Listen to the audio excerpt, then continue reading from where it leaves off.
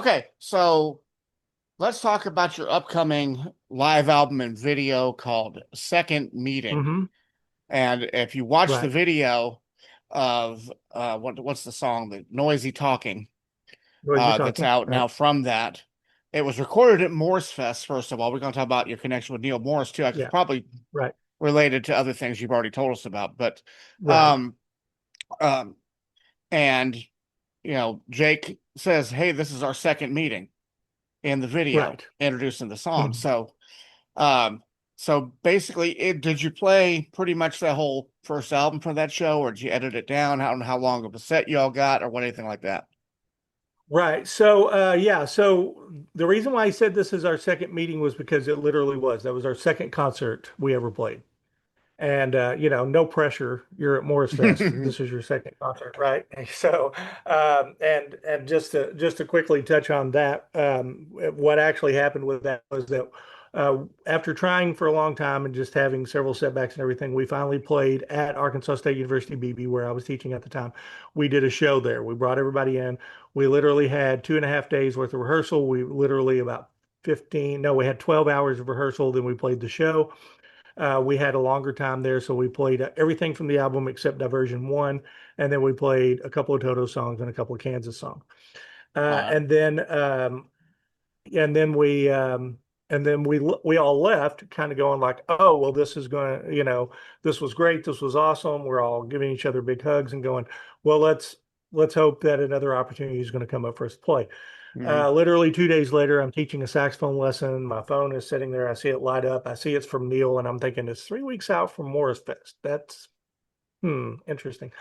And so, sure enough, it turned out that our friends in Cheetos Magazine, led by Esteban Navarro, who's a friend of mine, they were planning on being the opening act, which was interesting because they usually don't have opening acts. That's something that's new Okay, that's yeah, I happened. think I'm familiar with that And band too, yeah, yeah, yeah. slightly, And a little so bit. they Yeah. were. Yeah, well, they were going to come over from Spain and be the opening act, and something happened. I don't know the whole story. I just know that for whatever reason they couldn't make it. And so it was, I think they found out that morning that they weren't going to be able to, and it was literally 3 weeks from the day that they were supposed to play. And so Mm. Neal was texting me, knowing we had just played a show 2 nights before, and said, "Hey, would you guys be interested in doing this?"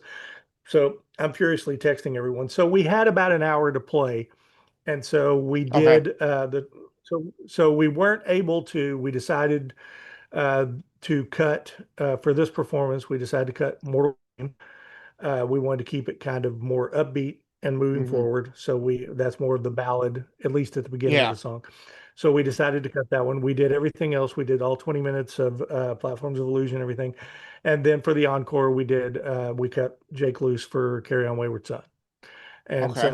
so that was the set list for that. Now we are planning on including some bonus tracks from the ASUBB show on the album and video, and so we will. So Mortal Game will be on Okay. there as a bonus track. So Oh, so great. pretty much. So we didn't do that version one, but everything else from the album should there will be a live version of it on the album. Okay. So you got invited by the man himself Yes, there. And yes. I did see, I was looking at your website and stuff today. I saw where when the Motion Carries album was first released, that Neal and you were sitting together in a recording studio and he gave you a pretty nice Mhm. endorsement. And that's gotta Oh be, yeah, yeah, yeah. gotta feel good, you know? Yeah. Yeah, well, that was really great. Yeah, he actually so he invited me. Well, backing up a little bit, of course, he and Jake already had a working relationship Hmm. because Jake had sang on the Morris Fest 2018 when Okay. they did the Jesus Christ the Exorcist, and he also Mm. sang a couple of songs on the two Joseph albums. So they already had a working relationship, and Neal thought very highly of Jake.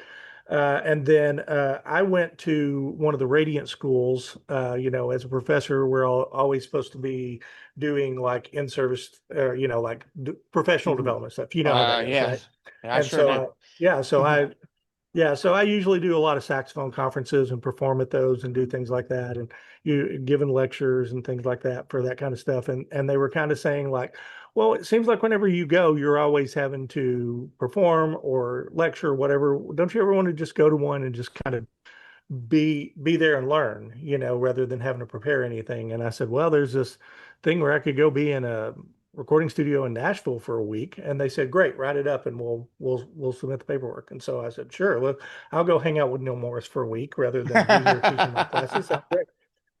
So anyway, while I was there, I had an opportunity to play him a few of the songs. The videos of his reactions are Mm. on my YouTube channel.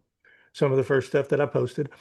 And anyway, he really liked it. He really liked what we were doing, and we kept in touch. And he was looking for ways to help me. He was actually the guy or the one who suggested that we put the album on the Waterfall app and he gave a big endorsement. And then after the album came out, and we started getting a lot of success with, Target picked it up, Walmart picked it up, all those things happened.